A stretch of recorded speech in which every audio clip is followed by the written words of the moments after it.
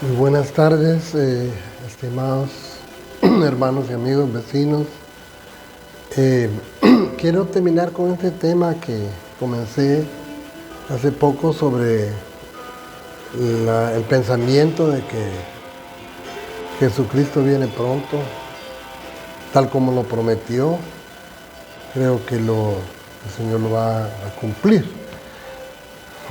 Quiero terminar, bueno, este tema es grande, es largo. Yo recuerdo en la iglesia me ocupó más de un año trabajando todos los domingos sobre el tema, tratando de crear algo que pudiera servirnos y ayudarnos, porque en realidad el verdadero fundamento del Evangelio es este: Jesús viene. Jesús nació, dio su vida por nosotros, cumplió la misión para lo cual fue encomendado por el Padre, pero prometió volver. Claramente Él dijo que volvería. Así que la humanidad, aunque no lo espere, aunque no piense, hay un remanente, un grupo de creyentes cristianos que sí están esperando la venida del Señor. Entonces nosotros consideramos contarnos entre ellos, y por lo tanto creemos y estamos tratando de vivir todo el tiempo preparados para que cuando el Señor venga nos encuentre en la perseverancia de su Evangelio, es decir, viviendo conforme a su voluntad. Hay un tema sobre la venida del Señor con lo cual quiero finalizar diciéndoles que cuando Jesús se fue, hace ya más de 2000 años, que después de que murió, resucitó y estuvo unos 40 días todavía conviviendo con sus discípulos y apóstoles, enseñándoles e indicándoles y aconsejándoles las últimas cuestiones necesarias para vivir conforme a su voluntad. Él se despidió, pero le dijo: no, va a venir sobre ustedes, no los voy a dejar solos, no los voy a dejar huérfanos, porque ni modo, ellos estaban tristes.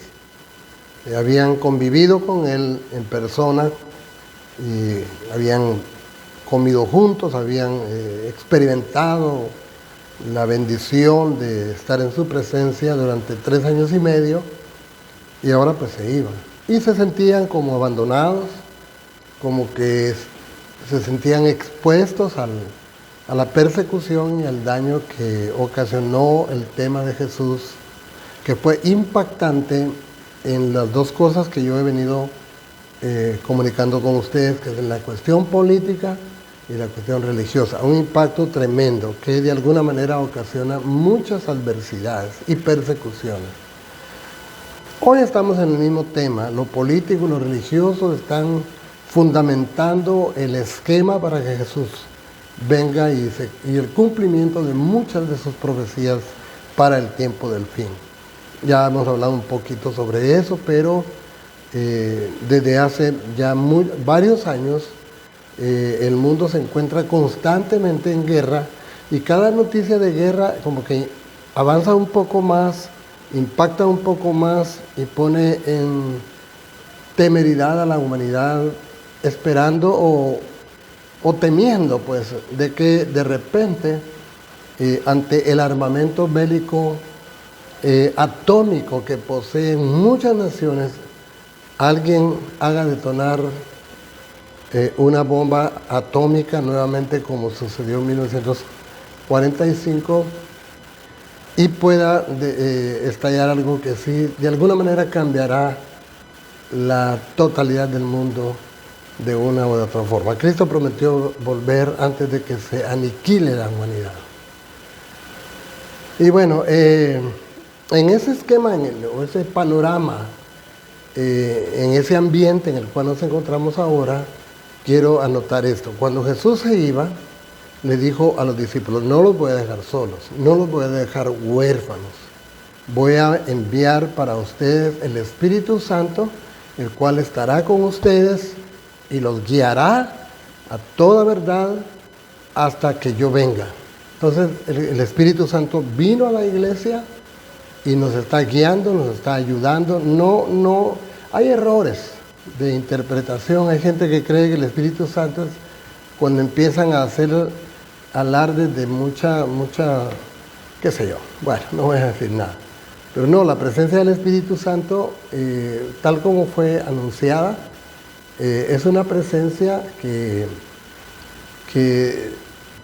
de acuerdo a lo que él dijo, iba a servir para guiarnos, para ayudarnos a vivir mientras él viniera. Y el apóstol Pablo, posteriormente a las iglesias, como a los corintios, les dijo que nosotros, dijo, ahora somos el templo y morada del Espíritu Santo.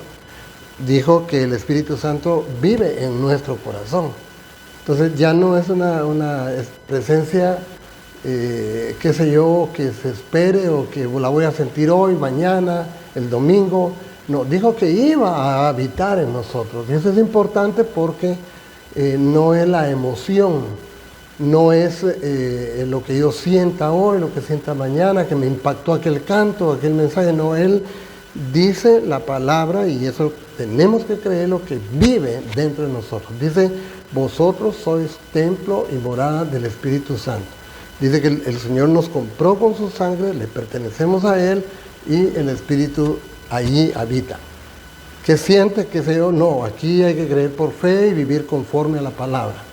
Bueno, ante ese margen de que nosotros, día y noche, las 24 horas del día, convivimos dentro de nuestro corazón con la presencia guiadora y sabia y poderosa del Espíritu Santo, vamos caminando hacia el final.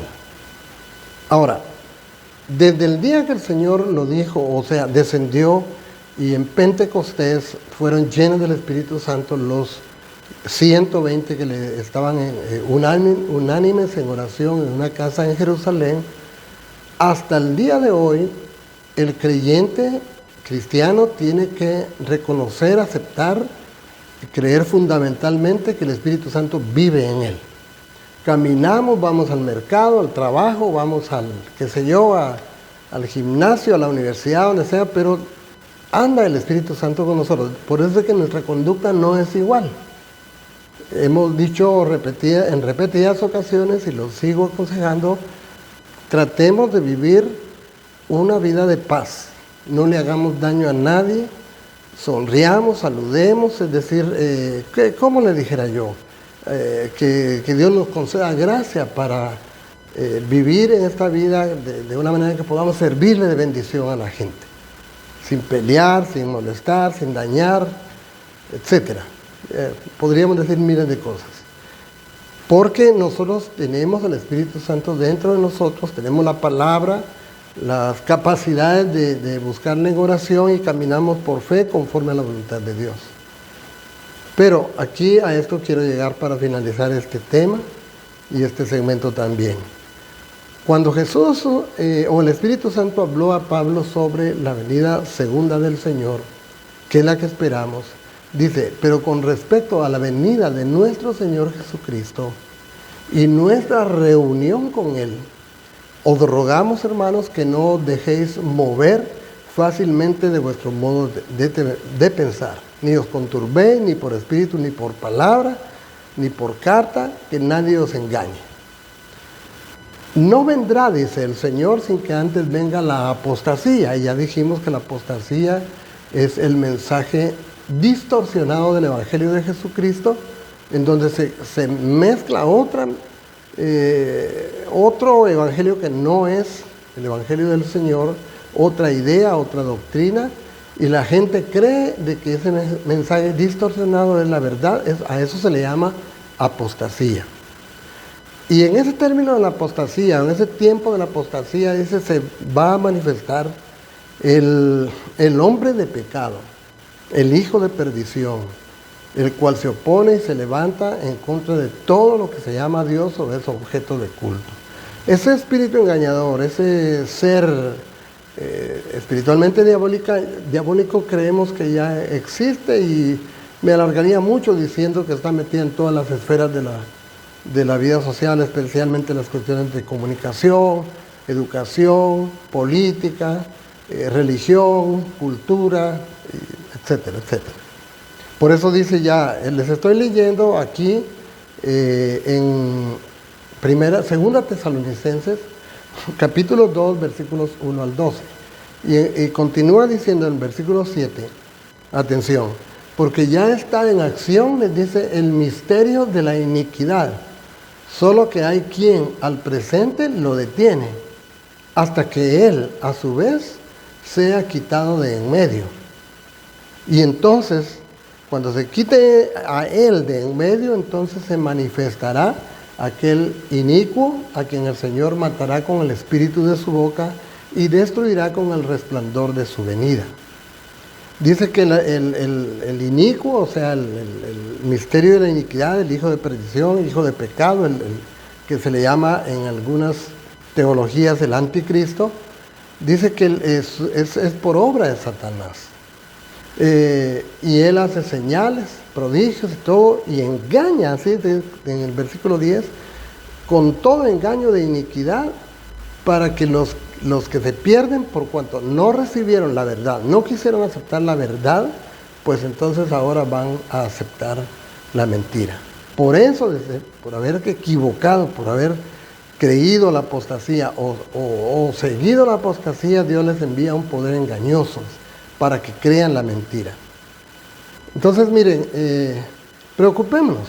Cuando la gente deja de leer la Biblia y deja de orar y deja de vivir una vida con un testimonio conforme al consejo de la palabra, entonces puede ser que puede ser por respeto, ya hay engaño en su vida.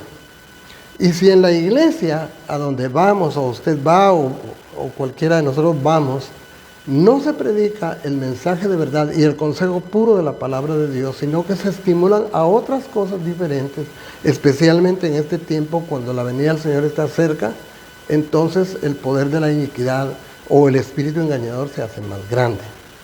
Yo aconsejo pues de que el creyente que asiste a una congregación, que es miembro de una congregación, trate de buscar la forma cómo leer la Biblia, cómo orar, cómo conducirse de manera correcta en medio de la sociedad en la cual vive. Y que sus pastores o líderes pues prediquen conforme a la palabra y no conforme a textos sacados de contexto. Ahora, finalmente a lo que quiero llegar yo es, ¿cuándo viene el Señor? El misterio de la iniquidad ya está presente. Pero dice, alguien al presente lo detiene hasta que él sea quitado de en medio. Entonces se manifestará completamente el misterio de la iniquidad, el hombre de pecado, el hijo de perdición, el anticristo. ¿Qué significa eso? Bueno, creemos firmemente que esa palabra misteriosa que se menciona ahí, que sea quitado de en medio, es el Espíritu Santo que vino al pueblo cristiano. Cuando ese Espíritu Santo que fue puesto en su corazón sea quitado y levantado, entonces tendrá libertad el enemigo para manifestarse con todo su poder. Ahora, ¿cuándo el Espíritu Santo se va? Pues obviamente cuando el Señor, en el cumplimiento de su promesa, arrebate a la iglesia, porque la iglesia será arrebatada. Se va la iglesia, se va el Espíritu Santo. Se va el Espíritu Santo, se va la iglesia, porque están unidos, están en el corazón de cada creyente. Entonces, en el momento en que se produzca lo que el apóstol Pablo llamó el arrebato de la iglesia, entonces también el Espíritu Santo sale y el misterio de la iniquidad completamente, el desarrollo de este mundo en toda su maldad completa se va a manifestar, pero la iglesia ya ha partido. Entonces, estando en la situación en que estamos, considero, con la ayuda de Dios, de que la iglesia pronto va a desaparecer, porque ya fue prometido que será quitado de en medio de este mundo el que lo detiene, el Espíritu Santo, que vive en la iglesia y juntamente con la iglesia han de partir. Dios les bendiga. Con esto quiero finalizar estas breves meditaciones que en conjunto se refieren al pensamiento teológico de que Jesús regresa pronto por la iglesia. Espero que esto les sirva y que les estimule para buscar al Señor, para leer la Biblia, para entregar su vida en orden delante de Él y vivir conforme a su voluntad. Bendiciones, amados hermanos. Oramos por ustedes, les amamos.